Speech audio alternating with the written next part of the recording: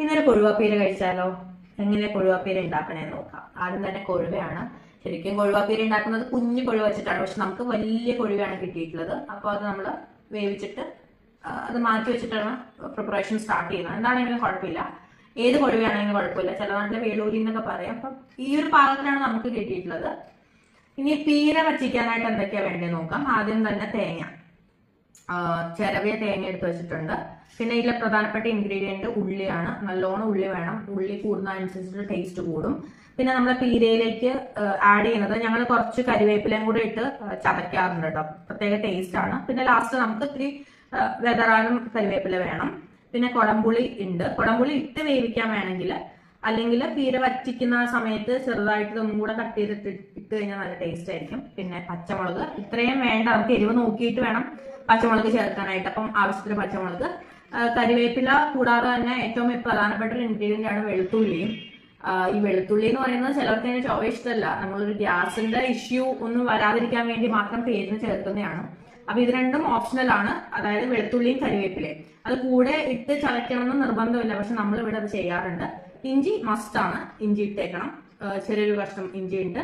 പിന്നെ മഞ്ഞപ്പൊടി, ഉപ്പ് നമ്മൾ ഈ വേളൂരി അല്ലെങ്കിൽ കൊഴുവ നമ്മൾ വേവിക്കുമ്പോൾ ഇട്ട് വേവിക്കാൻ വേണ്ടി മാറ്റി വെച്ചിട്ടുള്ള ഐറ്റംസ് ആണ്. അത് ചതയ്ക്കുന്നതിന്റെ കൂട്ടത്തിൽ നമ്മൾ ചേർക്കാറില്ല കേട്ടോ. അപ്പൊ ചതയ്ക്കുന്ന ഐറ്റംസ് എന്ന് പറയുന്നത് തേങ്ങ, അതേപോലെ തന്നെ വെളുത്തുള്ളി, ഉള്ളി, നമ്മുടെ കരിവേപ്പില, ഇഞ്ചി, വെളുത്തുള്ളി, പച്ചമുളക്. അപ്പോ എങ്ങനെയാണ് വേവിക്കുന്നതെന്ന് നമുക്ക് നോക്കാം. അതിനുശേഷം നമുക്ക് പീരയുടെ പ്രിപ്പറേഷനിലേക്ക് കിടക്കാം. നമ്മളിതാ കൊഴുവ ആദ്യം വേവിച്ചെടുക്കാൻ വേണ്ടി പോവാണ്. ചട്ടിയിലേക്ക് കൊഴുവിട്ടു, കുറച്ച് വെള്ളം ഒഴിച്ചു കൊടുക്കുകയാണ്. നന്നായിട്ട് ഗ്യാസ് ഓണാണ് കേട്ടോ, കൂട്ടി വെച്ചിട്ടുണ്ട്. ഇനി ഞാൻ നേരത്തെ പറഞ്ഞതുപോലെ കുറച്ച് മഞ്ഞപ്പൊടിയും ലേശം ഉപ്പും അതേപോലെ തന്നെ നമ്മൾ കുടംപുളി കൂടെ ഇതിലേക്ക് ഇടുകയാണ് കേട്ടോ. കുടംപുളി ചിലർ കുടംപുളി ചേർക്കില്ല കേട്ടോ, അതും ഓപ്ഷണൽ ആണ്. പക്ഷെ നമുക്ക് ഇഷ്ടമായതുകൊണ്ട് നമ്മൾ ചേർക്കുകയാണ്. അപ്പോൾ കുടംപുളിയും കൂടി ഇട്ടിട്ട് ഇത് നന്നായിട്ട് വെന്ത് വരട്ടെ. വെന്ത് കഴിഞ്ഞിട്ട് നമുക്ക് നോക്കാം.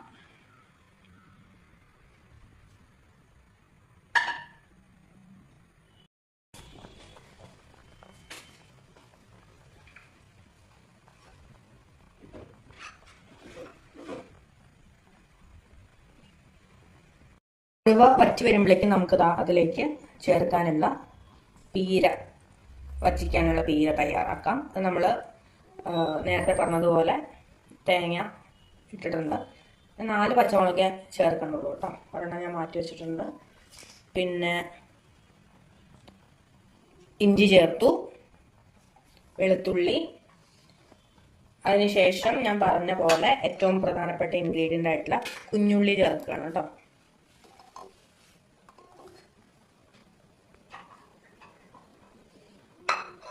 അതിനുശേഷം വളരെ ഓപ്ഷണലാണ് കറിവേപ്പില. ഇതെല്ലാം കൂടെ നമുക്ക് അരച്ചിട്ട് വരാം. ഓക്കെ,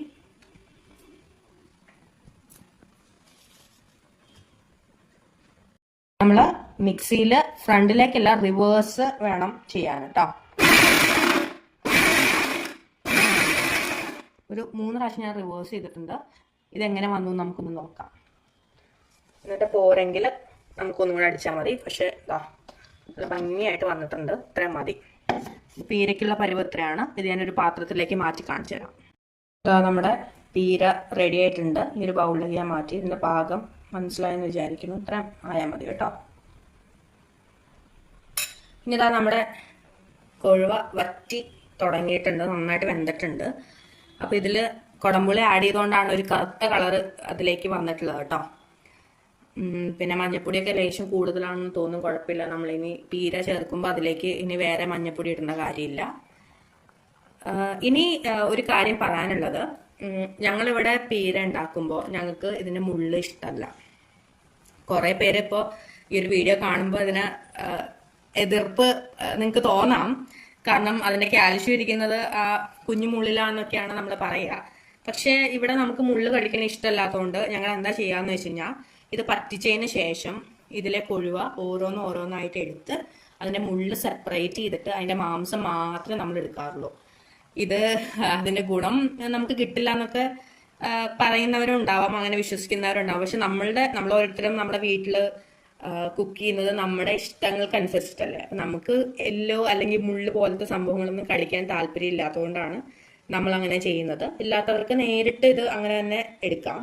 ഇത് വലിയ കൊഴുവ ആയതുകൊണ്ട് തന്നെ മുള്ള് എടുക്കാനായിട്ട് വളരെ എളുപ്പമായിരിക്കും. പക്ഷെ ഞങ്ങൾ കുഞ്ഞു കൊഴുവ കിട്ടിയാൽ പോലും മുള്ള് കളഞ്ഞിട്ടാണ് പീരയ്ക്ക് വേണ്ടിയിട്ടുള്ള കൊഴുവ സെപ്പറേറ്റ് ചെയ്ത് അതിന്റെ മാംസം സെപ്പറേറ്റ് ചെയ്ത് എടുക്കുന്നത്. അപ്പോൾ ആ ഒരു പ്രോസസ്സ് എന്ന് പറയുന്നത് കംപ്ലീറ്റ്ലി ഓപ്ഷണൽ ആണ്. നിങ്ങൾക്ക് ഇത് നേരിട്ടും പീര ചെയ്തെടുക്കാം. പക്ഷെ നമ്മൾ എപ്പോഴും മുള്ള് സെപ്പറേറ്റ് ചെയ്തിട്ട് മാത്രമാണ് പീര ഉണ്ടാക്കാറുള്ളൂ. കുറച്ച് ടൈം കൺസ്യൂമിങ് ആണ്, ഒത്തിരി സമയം എടുക്കും. പക്ഷെ എന്നാലും നമ്മൾ സമയം എടുത്തിട്ടാണെങ്കിലും ഇതെല്ലാം ചെയ്തിട്ട് മാത്രമായിരിക്കും പീര ഉണ്ടാക്കാറുള്ളത്. നമുക്കിനി മുള്ള് കളയുന്ന പ്രോസസ്സിലേക്ക് കിടക്കാം. വീണ്ടും ഞാൻ പറയാണ്, ഇത് കംപ്ലീറ്റ്ലി ഓപ്ഷണൽ ആയിട്ടുള്ള പ്രോസസ്സാണ്. നമ്മൾക്ക് ഇങ്ങനെയാണ് ഇഷ്ടം, അതുകൊണ്ടാണ് നമ്മൾ ചെയ്യുന്നത്. ഇത് വലിയ കൊഴുവ ആയതുകൊണ്ട് തന്നെ ഭയങ്കര എളുപ്പമാണ്. ഇത് കണ്ടോ, മുള്ള് ഇങ്ങനെ സെപ്പറേറ്റ് ആയി വന്ന് കിടക്കണുണ്ടോ. അപ്പൊ ഈ ഒരു കൊഴുവ എടുത്തു കഴിഞ്ഞാൽ കണ്ടോ, മുള്ള് നമുക്ക് ഇങ്ങനെ എടുക്കാൻ പറ്റും, ഈസിലി എടുക്കാൻ പറ്റും. പിന്നെ ഒരു കാര്യം, നമ്മുടെ കുടമ്പുളി വേണമെങ്കിൽ ആദ്യമേ നമുക്ക് അതിലേക്ക് മാറ്റാം കേട്ടോ. അതിനുശേഷം നമ്മൾ ഈ പ്രോസസ്സ് തുടങ്ങിയാൽ മതി. കുറച്ച് സമയം എടുക്കുന്നതാണ്, അതുകൊണ്ട് തന്നെ ഞാനിത് കംപ്ലീറ്റ്ലി എടുത്ത് കഴിഞ്ഞിട്ട് കാണിച്ചു തരാം. നമ്മുടെ മുള്ള് കളഞ്ഞ കൊഴുവ ഇത്രയും നമുക്ക് കിട്ടിയിട്ടുണ്ട്. നമ്മളിനി എന്താ ചെയ്യാൻ പോണെന്ന് വെച്ച് കഴിഞ്ഞാൽ, ചട്ടിയിൽ നമ്മൾ മൊത്തം വെള്ളം ഊറ്റിയെടുത്തിട്ടില്ല, ഒരു ഇത്തിരി വെള്ളം ബാക്കി വെച്ചിട്ടുണ്ട്. ഇതിലേക്ക് നമ്മൾ ആദ്യം ഈ പീര ഇടുകയാണ്. ഈ പീര ആ വെള്ളത്തിൽ കിടക്കുമ്പോൾ അതിൻ്റെ ഒരു എസൻസും കൂടെ അതിലേക്ക് വരും, നല്ല സ്വാദായിരിക്കും. നമ്മൾ ആദ്യം പീര നന്നായിട്ട് എൻ്റെ ആ ഒരു ഇത്തിരി വെള്ളമയമൊക്കെ നമ്മൾ പോണ വരെ ചെറുതായിട്ടൊന്ന് വെള്ളം വറ്റണ വരെ ഒന്ന് ഇളക്കി കൊടുക്കണം ആദ്യം ചെയ്യണം. ഗ്യാസ് നന്നായിട്ട് കൂട്ടിയാണ് വച്ചിട്ടുള്ളത്. നമുക്ക് നന്നായിട്ട് കൂട്ടി വെച്ചുകൊണ്ട് തന്നെ നമ്മൾ എപ്പോഴും ഇളക്കി കൊടുത്തുകൊണ്ടിരിക്കണം. ഇതിൻ്റെ ആ വെള്ളം ഉണ്ടല്ലോ, കുഴ എന്നുള്ള ഒരു ഇത് കുറച്ചൊന്ന് മാറി വരണം.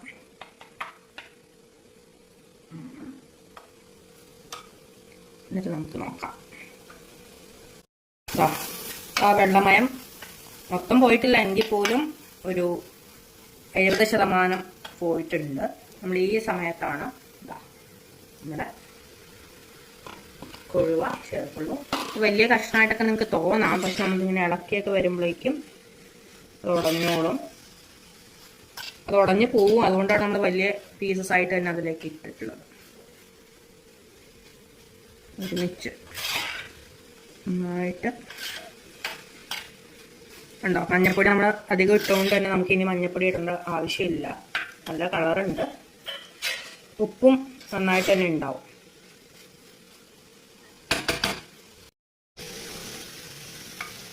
ഈ ഒരു സമയത്ത് നമുക്ക് കരിവേപ്പില ഇതിലേക്ക് ചേർക്കാം. നമ്മൾ ഓൾറെഡി ചതച്ചിട്ടുണ്ട്, ഇത് അങ്ങനെ തന്നെ നമ്മൾ ഇടണം കേട്ടോ.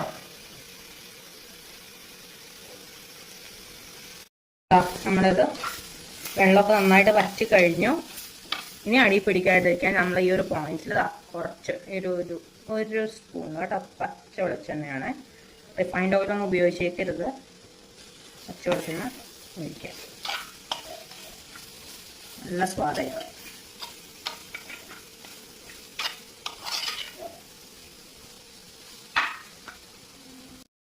അങ്ങനെ വളരെ ടേസ്റ്റി ആയിട്ടുള്ള മുള്ളെല്ലാം കളഞ്ഞ കൊഴുവ പീര വറ്റിച്ചത് റെഡി ആയിട്ടുണ്ട്. വളരെ എളുപ്പം തയ്യാറാക്കാവുന്ന ഒരു വിഭവമാണ്. നിങ്ങൾ മുള്ള് കളയാത്തൊരു പ്രോസസ്സ് ആണ് ഫോളോ ചെയ്യണമെങ്കിൽ വളരെ ഈസിയാണ്, ഒട്ടും സമയം എടുക്കാത്തൊരു ഐറ്റമാണ്. അപ്പം എന്താണെങ്കിലും എല്ലാവരും ട്രൈ ചെയ്ത് നോക്കണം, എന്നിട്ട് ഫീഡ്ബാക്ക് പറയണം.